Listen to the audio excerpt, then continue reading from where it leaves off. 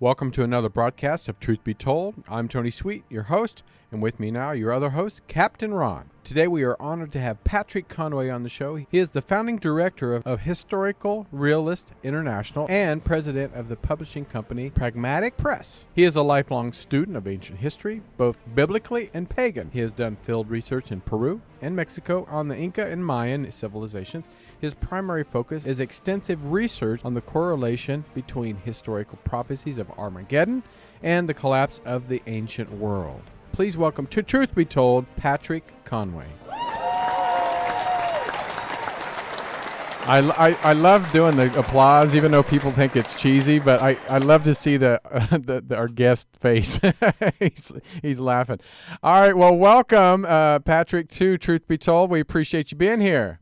Well, thank you. I appreciate being invited. I can say to you that I salute you for your efforts to bring this knowledge to the people. It's critical that we try to understand what was going on in the ancient world. It's critical not just for the knowledge that they had, but also for how it affects us here in the modern world. So I salute you for your efforts on this side. Academia, of course, stonewalls all of this and tries to pretend that it's myth. But in reality, you folks are revealing the truth and the reality, and academia has the myth. So I salute you and thank you for so much. Inviting me to share my research with your audience. I count it a great privilege. Oh, thank you, and that's what Truth Be Told is all about. And I want to jump right into to your book titled "The Awful Truth for Those Who Dare to Know," and we've talked about this many times that growing up in high school and college, we're taught history. And history that we're finding out now that was different. I mean, it was made up, or I always say where I'm from, Kansas. The fish was I caught was 2 pounds, but in 10 years it was 20. So, but the question is why did you choose this title? Because it could kind of a negative connotation to it, but why did you choose that title? Well, actually, an awful truth is a truth that contradicts our current beliefs. It's not awful in the sense that it's a terrible truth. Mm-hmm. It's awful in the sense that it makes us confront our current beliefs. So it's if you take, for instance, the awful truth that Galileo brought to early history, that was an awful truth to the church and to the scientists at that time. However, eventually, when it was proven to be correct, it was very beneficial. It allowed man to understand the seasons, to plant, reap, and sow, and understand the solar system. So an awful truth is not necessarily a terrible truth. In fact, normally it can reveal a wonderful truth that will benefit mankind. That's my truth. And I'm showing the book right there, and I think you guys should go out and pick this book up. And in this book, what is some of the subjects that you're revealing to us, maybe for the first time, that might be shocking? That we, like I said, we've been taught, Native Americans were bad, but then we find out that we, destroyed their existence. So in the book itself, what did you reveal? Well, there's basically two awful truths in the book. One is that science and religion are both wrong about God and human existence. And those errors have created all of the holy wars and violent atheistic revolutions of history. And they divide us politically in every other way possible. Academia continues to indoctrinate children with these ideologies. And so if you have two doctrines in the school system, you're actually turning children against each other right from the get-go. The other awful truth in here is that the Battle of Armageddon caused the collapse of the ancient world. That the Bible, the predicted Battle of Armageddon, happened in AD 70, coincided with the destruction of the temple exactly as prophesied, and humans were left alone on the earth in the dark ages of the early modern world. So those are the two truths. You might call them awful or beneficial, depending on how you look at them. Right. But those are the two truths that are revealed in the book. I want to ask you about, in the book, you also talk about these supernatural beings ruling the earth in the ancient world. I want to know where you get that source material. I ask that of everybody. What is the source material for this? Where are you getting this information? Well, all the histories and chronologies of the ancient world, the Bible, the Indian Sanskrits, the Babylonian texts, all of these texts state that they were interacting with gods. Now, to make that palatable to modern man, a lot of the people, like, for instance, your show and other shows, call those gods aliens. And of course, any being that is not indigenous to planet Earth would be an alien. So yes, they are aliens, but they're also gods. And when the people writing these texts describe them, they describe them as gods, supernatural beings. So that's all through history. It's unlimited. It's in every library in the world. And also, it's if you look at the incredible civilizations they built, these were highly advanced people. They were highly advanced intellectually, very sophisticated. They had great wealth and power, and then all of a sudden it was gone. So the real question about all of this is what caused the end of that. That's critical for mankind to know, because that's where human history starts. Well, where do you think that we started from? Do you think that we were seeded here? Do you think that our DNA was manipulated by extraterrestrials, or is this transpermia or any of those? Which one of those theories do you think we came from? I accept the biblical explanation, which says that man is an alien. It says that he was created in a place called Eden. He was a spiritual being at that time. You think Eden's off Earth? Yes, it's not on the Earth. No, it's never. It's someplace where in another dimension that we don't understand. No, they've searched the Earth from every corner of the globe to try and find Eden, and never could find it. Never could find the garden. Never could. And garden just means a separated area. It doesn't mean like a garden like we would create a garden. It means a separated area where they put Adam and Eve. Now, some offense was committed in there. I'm not going to go into it. It's too long. The story here, people think it was eating an apple. It was not that. But they were spiritual beings, and they're described as being naked. But that's a word I've researched very carefully. It just means they were innocent. They were not naked. And so when they committed this sin, they took this knowledge of good and evil. They came like the gods. They could judge. So that God could not have a contending force within his domain where these people could judge and contradict his judgment. So he said, in the day you do that, you're going to have to leave here. So when Adam and Eve did that, he gave them mortal bodies. That's why we're so close to the apes, because the DNA is very similar. Wow. So he gave them mortal bodies and put them onto the earth, which is predicated on death. He said, you will go into death. Well, the whole ecology of the earth is predicated on death. And so that's where we are now. What comes next is life. Well, did you think the apes were here and then we came, or do you think that? Yes. Interesting. Yeah, all of the. Why would we so closely related then? If they were already here and we came from off Earth, why would we be so closely related to apes? Well, it's an excellent question, and I've pondered it for a long time.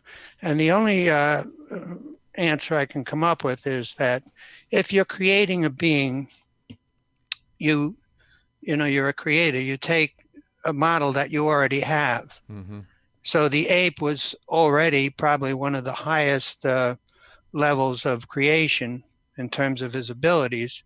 You take that ape and you give it, make it a sentient being, put that spirit of Adam and Eve into it, and change its physiology, and you would create a being like we are. You notice that all the creatures of the earth live in harmony with it. They have fur. They can live out in the environment. We cannot. We have to build a house. We have to heat it in the winter, cool it in the summer. We have to plant and grow food. We have to do all of these things that the animals don't have to do. So you can see that man is not indigenous to planet Earth. Tony and I have often talked about how it's unique that we are the only species that can't just survive in the wild necessarily like that. We need to heat ourselves and everything. And also that we've gotten so advanced No other species out of the millions of species has advanced. We're going to the moon, supposedly. Right. Yeah. You know, right? Well, and Why would only one species evolve that far, where nothing else has even evolved to the point of building a little house? But what's funny is human beings could not survive without the animal kingdom, but they could survive without us. That's a great one, too. Which is crazy. That's a great one. Actually, they would survive better without us. We Right. destroy a Good lot of point. their environment. We abuse them. We do all kinds of things with the animals. So actually, they would be better off if we weren't here. Without us. Yeah. However, it's important to understand that humans are not animals. We're physically like the animals, but I mean, if you look at the earliest history, humans were writing, they were doing math, they were doing, in the case of the ancient world, advanced, highly sophisticated math, geometry, algebra. All of these things were used to create, for instance, the Great Pyramid and things like that. You can't build that without having highly advanced, sophisticated knowledge. Right. So you can see that these beings had this advanced knowledge, passed it on to humans. So while they were still interacting before Armageddon, they were interacting with these gods and getting this knowledge, especially in the priesthoods of these theocracies.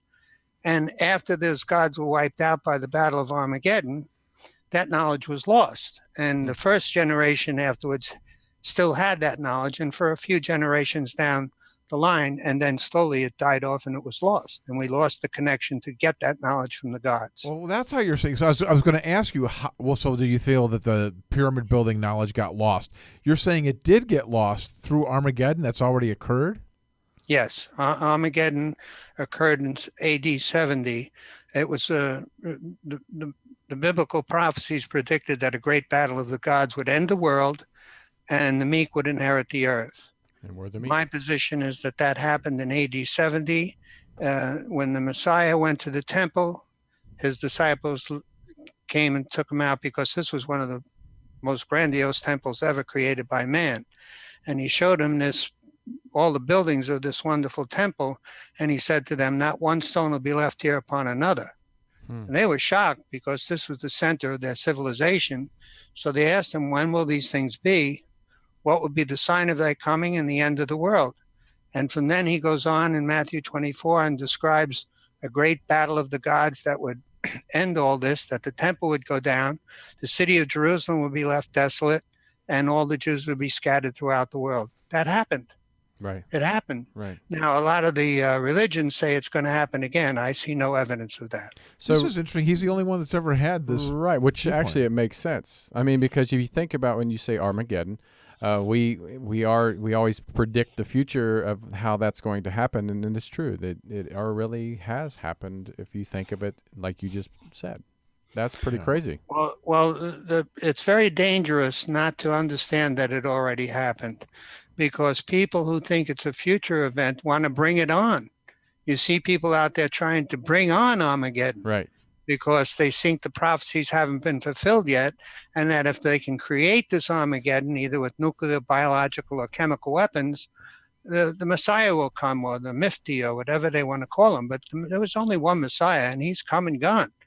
So, if we continue to pretend that this is a future event, it'll be a self-fulfilling prophecy. We will bring it about, Well, I've never heard someone say that Armageddon's already occurred. No, I it's think always you're in the the first time future. I've It's heard always that, so. coming. We're always fearing Armageddon.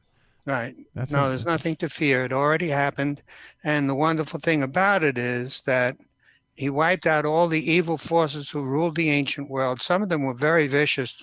All of human slavery and all that was happening on human sacrifice, that was all going on in the ancient world. And some of it continued over into the modern world, but only because of ignorance. Slowly you see us throwing off all those terrible things and creating human governments. You see us failing in many of them. You have communism, socialism, capitalism, fascism. We're floundering around trying to create a government for ourselves. And so we've had a lot of failures, but I think we're finally slowly coming to where we're creating governments based on individual liberty. The American system, the geniuses that created the American system, paved the way, and I think we will continue to grow from there. Now, do you think, and I might be off topic, but do you think a lot of the church organizations, such as the Catholic Church, already know this is true? And again, this is going back to control. No, I think the first generation did. Yes, Mm-hmm. they knew that it was over, but they just couldn't face it, so they continued and tried to pretend that those gods were still dealing with us. Right. The churches and religions today are absolutely sincere, Hmm. but you can be sincerely wrong. Right. Right. Right. And they are sincerely wrong. So, what we have to do is try and, if we would just take the Bible and the attending texts like Josephus and Tacitus Mm-hmm. and study them as history, very quickly we would know the truth. I'm one individual. I'm at this 40 years, of course. I was first a Catholic, then a born-again Christian, an independent Christian, and it's a long story how I got to where I am now. But it took 40 years, but it freed me from all of that. And when I realized that this was a history book and started to study it, all of a sudden it made sense. All of a sudden it came to life. All of a sudden it revealed so many things to me that were a mystery and opened my eyes to the truth. And I think if you don't have to be a genius, you don't have to be a highly educated individual, you don't have to be a theologian, you don't have to be a historian. All you have to do is know that the Bible is a history book. And do not try to put yourself into it. When you put yourself into it, you end up with the Holocaust, you end up with atheism, you end up with holy wars, Holocaust, jihads, violent atheistic revolutions. That's what happens when we put ourselves, try and relive that history. No, we have to take ourselves out of it and study it as history and build a better civilization in the modern world. Okay, if this is a history book and that happened, then so is the extraterrestrial thing over? Did that happen and it's gone, or is that still current with us? Like, is there currently still extraterrestrial contact with humans? No, it ended with the fall of Jerusalem. All of that knowledge was lost. You see, in the case of the UFOs, people getting glimpses into that other dimension that I think is all around us. If you read the Bible, you'll see in many cases God would take his prophets and he would open their eyes and let them see into that other dimension. And when they looked over there, they saw enormous armies and flying vehicles and all kinds of powerful entities. I think they're all still there.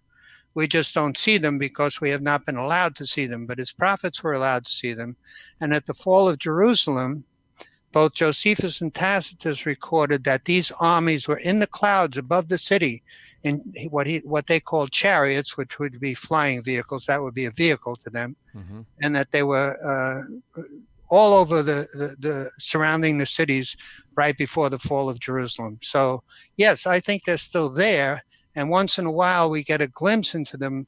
Sometimes maybe we get a chance to see into that dimension. We see a UFO, unexplained flying vehicle, or one passes from that dimension into this through some accident of nature or whatever, and you get to see it. But no, they're not interacting with us. I wonder if it's also, when it comes to paranormal, ghost spirits, they have what they call imprints.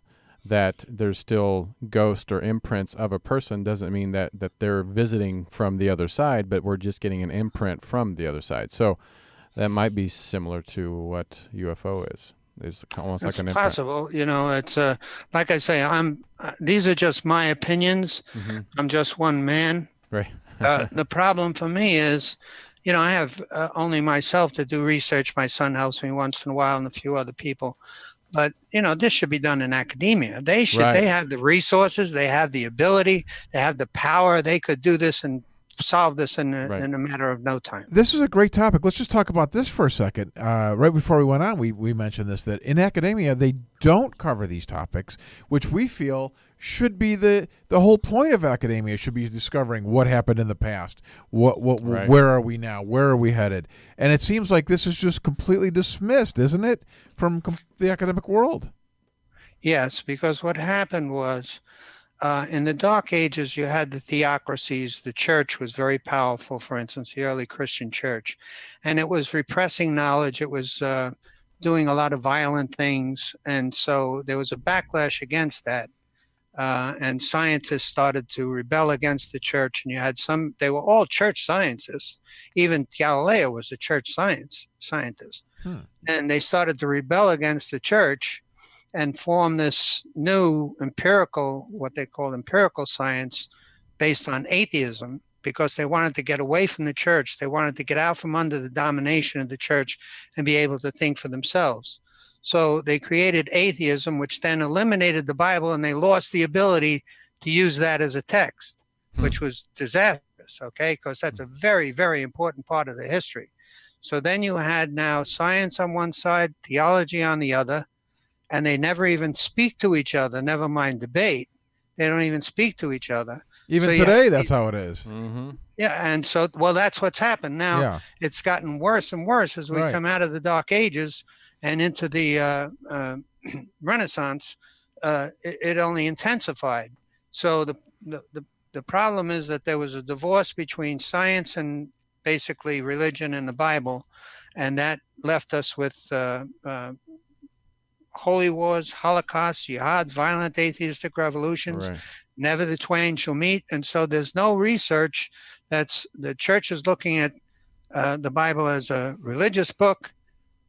The atheists are refusing to look at it. And science, then Galileo came along with the concept of evolution, which is a myth. It's not true at all.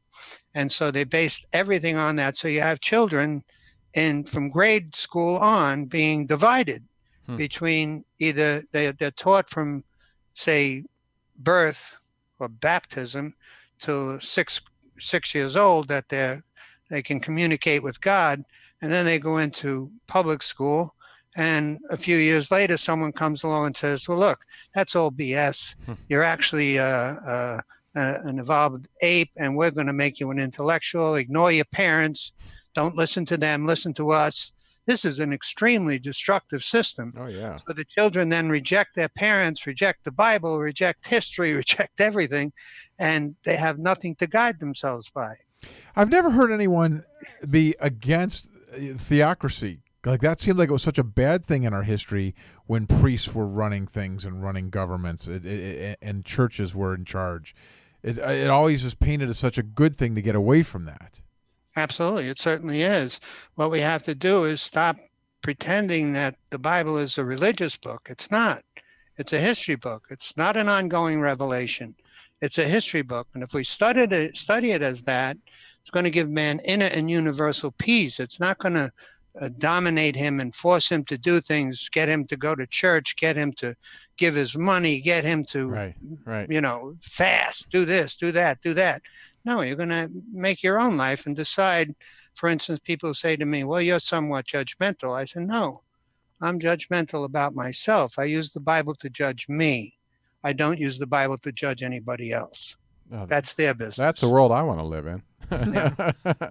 Well, I'm going to bring up one of your books. It's called Enoch, the First Human Astronaut. In fact, one of my fifth or sixth great grandfathers, his name was Enoch Enochs. Was it really? It was. He was in a Revolutionary War. He was a colonel in the Revolutionary War. But this is the book here.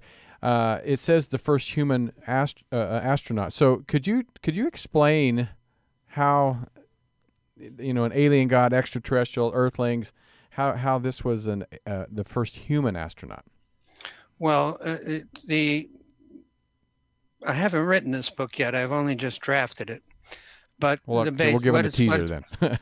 What it's based on is Enoch was taken from the earth. He was taken up into the heavens. He saw all 10 of the heavens. He visited all the deities that were there, and finally got to the 10th heaven where God himself dwells, and visited that area. Then he was sent back to earth to inform his sons and so on about what he had seen. And that's all in his writings called the Book of Enoch. This is to be found in what they call the forbidden books of the Bible that the church didn't want anybody to see. Of course not. The Apocryphy or whatever. But you can see there that he sees the earth. He sees that the earth is a planet around the sun. Early on in history, he knows all of this knowledge. He sees how all of this happens and how the whole dynamics of the system work. But we ignore those books because academia calls them myth. Right. But I'm doing a lot of research on that. I have other books in the works that are coming before that, but I started that one and put it aside, and I'll get back to it hopefully if I live long enough. What do you think about them taking these books out of the Bible? I mean, that's always really bothered me. The Book of Enoch was taken out of there, along with many other books. How do you feel about that, and why do you think many it was books done? that never even got put in the Bible? Perfect. Well, I think it's tragic, but even more than those books are critical. There's the Book of Adam and Eve. There are many books that are not in the Bible that belong in there. And the Bible just means a collection of books. That's all it means. It doesn't mean anything more than that. And when the Bible, for instance, the King James was created, it had spelling errors, it had misprints, it had all kinds of prints. So to be calling this the Word of God is ridiculous. No, it's not. It's a poorly translated history. Many books are missing. Some are named in the Bible that aren't even in there. So there's books missing. So no, this is a history book, but there are two books that are an appendage to the Bible that are more critical than even those books. And that's Josephus, who was an eyewitness to the fall of Jerusalem. He was an eyewitness to all that took place there. He was a prophet of God. He was a general in the army. He was a high priest. This was a very powerful Jewish citizen. And he was stood with the Romans, and he was an eyewitness to the beginning of the war. He actually fought in the war in the beginning at one of the cities, and then was captured and went with the Romans, and he wrote the history of the fall of Jerusalem. It's absolutely fascinating history. It's kept me fascinated for 25 years, and I advise you, if you'd like to read really great history, this is a wonderful historian. His detail, his power of remembrance is just, it's astounding. It's absolutely astounding. So that should definitely coincide with any teaching in the Bible. Josephus' account of the fall of Jerusalem should be part of that history. So yeah, him and Tacitus, also the Roman historian, who recorded things that happened at the fall of Jerusalem. Absolutely critical. Do you know who that was? That they go with the Bible. No, Tony thought that was Hank Williams Jr. I did. That's Bocephus. Yeah, I thought it was that was the Bocephus. confusion Yeah, there. I thought it was a country singer. No. Well, we're going to take a quick break. We have a new sponsor that we would love our audience to participate in. So we're going to be back in 1 minute with Patrick Conway. We're going to talk about some of the travel that he's done all over the world, and from to the Mayan to the Aztec, all that stuff. So we'll be back here shortly on Truth Be Told. Be right back. Have you ever thought you'd like to buy and sell houses but didn't know how or where to begin? Do you fear your job is in jeopardy, or is your business income reduction keeping you awake at night? We're in the best time in 25 years to make a fortune in real estate without using your money or credit. My name is Ron LeGrand, and I've taught 500,000 people to do just that, and personally bought hundreds of houses myself. If you'll call 800-970-6155, 24 hours, and leave your information, I'll send you the first 500 callers my hot new CD, Foreclosure Fortunes, and my best-selling book to help you get started absolutely free. I'll show you how to build a six-figure income part-time with no previous experience and no license, even if you're a busy professional. Call 800-970-6155, 24 hours, and get my new book and CD free. That's 800-970-6155. Take your life back and make this your best year ever. Call 800-970-6155 now. We are back on Truth Be Told, and we're with Patrick Conway. And Patrick, Tony and I are both big fans of this Aztec and Inca cultures, and we're envious because we'd love to have traveled there. But I understand you've been through those areas. Can you talk to us a little bit about your travels down there? Yes, that picture you're seeing there is called the castle. Mm-hmm. It's a temple that's built by the Mayans. My son and I walked up those steps. You walk up. You take your life in your hands just going up those steps. They're very narrow, and it's very steep. And at the top would be the gods, and you would. They said that you would go up. They would go up those steps, and 10,000 humans would be slaughtered. Oh wow! In a human sacrifice, their hearts would be cut out. The priests would eat their hearts while they were still beating. Oh wow! This was a very vicious society, but yet it was a highly intelligent society. That temple is built to the 4 cardinal points of the compass. There's on the side you'll see the 12 months of the year, and they come up to the top of the temple is where the priests and the deities would stand. They have a system on the side that's designed that when the vernal equinox and the autumnal equinox, at one point there's a shadow that's created by the sun on the side of the pyramid, and it looks like an undulating snake coming down, and at the bottom is the snake's head. Oh, wow. And in the fall, it's going back up. You can see it there a little bit. Yeah, I can see and the snake's head is at the bottom. So they were highly advanced people. There's the steps going up to it, and all of it all add up to 365 days. Mm-hmm. So they knew the solar year. They had vast knowledge. So you can see that there's incredible knowledge. These people, these are not myth. This is not myth. Right. These are very powerful, highly sophisticated beings who can teach us much if we would take the time to study them. Now, I'm just one man, like I say, and you can see I'm not a kid anymore. It's I just hope that my knowledge doesn't get lost, because I think I do point the way to where we should be looking. For instance, if you look at, and by the way, I compliment again you guys, and also people like Coast to Coast and the Ancient Aliens series on television. They're making people aware of the vast knowledge and the vast how important those civilizations are to us, because academia is never going to do it.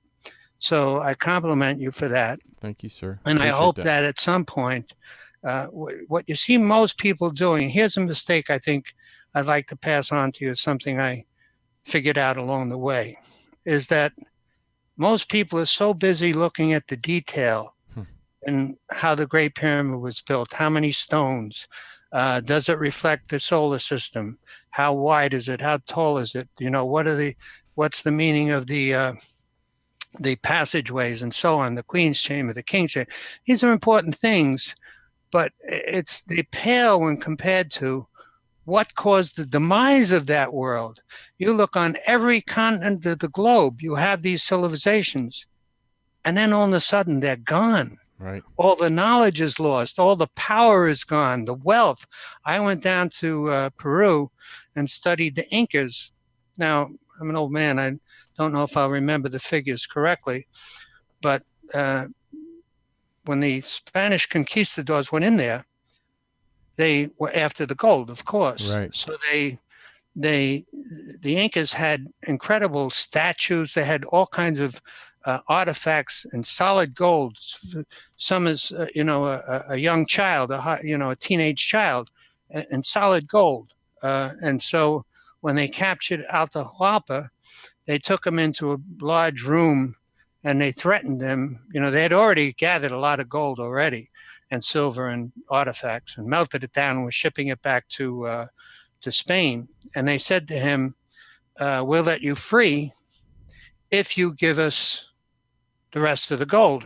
So he had no real care about the gold. He didn't care about it. So he went over to the wall and he lifted his hand up on as high as he could reach on the wall. And it was a huge room. And he said, I'll fill this room with gold and silver if you'll free me. And they said to him, no, you'll fill it twice and we'll free you. Wow. Oh, God. So Sounds like he did it. He filled it twice. And guess what the Spanish did? Killed him. Kill him. They garroted him. Good They Lord. first baptized him into Christianity, gave him a Christian name, Francisco, and then garroted him. So you can see where, now if you think I'm saying that the Spaniards are evil, no, I'm not.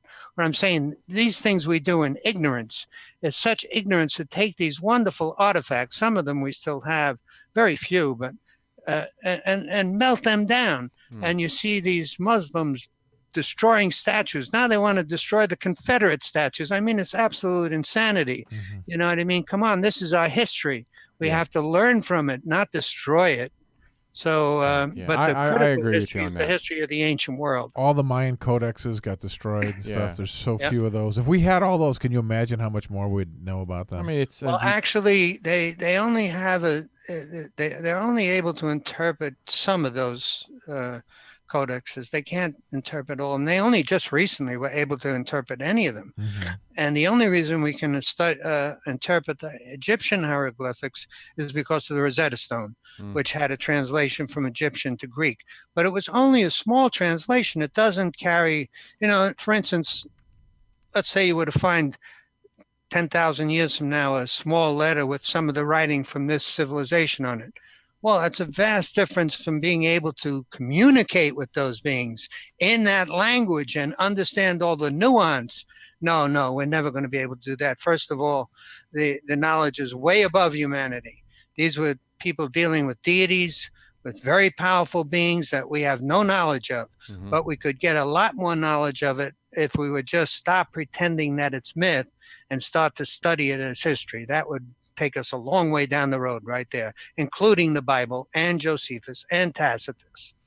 I think what's going to be sad is if future generations or even our civilization ends, which, according to pretty much any time in history, every civilization ends. But if our technology gets lost, like everything is on computers now. Like back in the day, they put it on cypress, and stone and tablets, but now if our technology's lost, I mean, pretty much our history's gone. Other than Point. Well, I'm a little more optimistic. I'll tell you the truth. I don't think when you talk about civilizations coming to an end, those are the ancient civilizations. Right. And that was a direct act of God. That was a deliberate war between the deities. You see things like fascism and Nazism, right, communism, Marxism come up, and then, like for instance, the Soviet Union fell, the Nazi Germany fell, but those civilizations are still here. right. We still have their writings. We still can read them. We can still communicate with them. But that's not the case with the ancient world. So no, I don't think man is going to destroy himself. My hope is that we will start to understand the Bible as a history book, start to research the pagan civilizations as history, and then I think the American government so far is the best government created. It has its flaws, there's no question about that, but it's still a wonderful government, and we're tending to get carried away and trash it and expect too much from it. But overall, it's given us a freedom where we can communicate with us. You can have this show. I can talk to you. Mm-hmm. You don't have to agree with me, Right. but you can listen and you can hear me. And that's the great thing about America. That's where that started. That's where that got its roots. And it's growing. And now I think with the technological revolution, like I say, I'm closing 80 here next year. And I've seen all of this come to fruition. My father, when he passed away, said to me, I was born on a farm in New York City, actually, and was one of the last active farms in New York City. And he said to me when he passed away, he said, Patrick, he says, I've seen everything from the horse and buggy to a man on the moon. He says, I'll leave the rest of it to you, son. Well, actually, I've seen everything from a horse and buggy to a man on the moon. But technology has so advanced that it has shrunk the planet, that I can get on this computer and speak to somebody in China within a few seconds. Right. So the world is shrinking. And that's why you see all this problem with immigration, because I remember my wife worked for Eastern Airlines, and she used to get very angry when Spanish people would come to the counter and say, I'm going back to my country. And she would be so insulted because she was an American. She said, no, this is your country now. But I said to her, Joe, you don't understand. Years ago, when my father came here, it was 2 weeks on a steamship. Right. And he never went back. These people can get on a plane and bingo, be there in a few hours. Yep. They can pick up a phone and call. My father had to write letters, and he'd get one every 6 months or a year. Mm-hmm. The world is shrinking. And so these borders are going to come down. People don't like to hear that, but Right. they are going to come down because we just can't. They make no sense. What we have to do is create a good human government, something based like the United States, like the American government, something on that form, and spread it around the world and take down the borders and let people go where the work is Mm-hmm.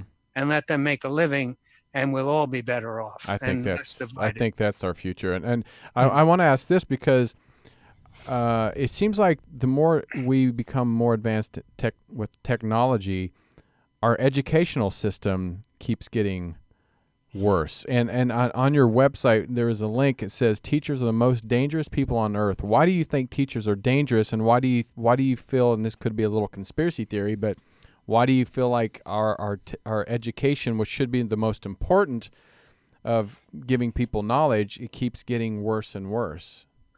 Basically, because of the conflict between science and religion. You have two systems in there in the education system. They're at odds with each other. They're constantly fighting, and you go from atheism versus religion to liberal versus conservative. And we divide all these children and turn them against each other. And once they're against each other, we now have to say, oh, no, you have to come back together. So we spend most of our time in these schools trying to do away with the fears of each other, Right. which we never had in the first place, really, that were that serious. So I think what we have to do is get atheism and theology out of the schools, get history in there. It's my position that eventually what will happen in academia is that archaeology and history will replace theology and atheism and evolution. And we will start to then get a serious academic system. So the academic system has been destroyed by science and religion. The academic system when I was a child was much better than it is today, Right. because they have all this PC stuff in there, and they're not teaching the children the things they need. For instance, my children all went through a university. They come out, they couldn't write a check. They couldn't do a checkbook, Right. and they couldn't balance a checkbook. It was incredible. Right. So, but they had all this knowledge of liberalism and conservatism and whatnot. This they had down pat. But to be able to do the practical things that they had to do, they couldn't do it. And then they ended up with enormous debt for all of this. So you pay an enormous amount of money Right. and end up with something you can't even utilize. So, yeah, no, there has to be a sea change in academia. No question about that. I agree with you there. And Hey, go okay. ahead. No, go I was asked, Patrick, what about this ancient knowledge you're talking of? Do you feel like this is going to get lost because academia is not addressing it, or do you think there are shows like you mentioned are spreading the word and will maybe be able to live on because it's kind of carrying the message? Which way do you think that's going? Well, I think if you go to my website and read the link "Climate Change," in there, there's a letter that I found when I was writing The Awful Truth. It's also in The Awful Truth by a theology professor who stood up in front of science meeting of scientists and said, what we need is a noble lie, something that will bring us together and bind us. And he said the Judeo-Christian myth is not working. We're going to have to create another noble lie that that'll be believable and conform to science and teach children that, so we can get them to come together. Well, you can see that they're in a terrible state when you're starting to think about creating another lie. I say in there, look, the lies we already have are dangerous enough. Don't create any more of them. You know what I mean? No, what we need is a noble truth.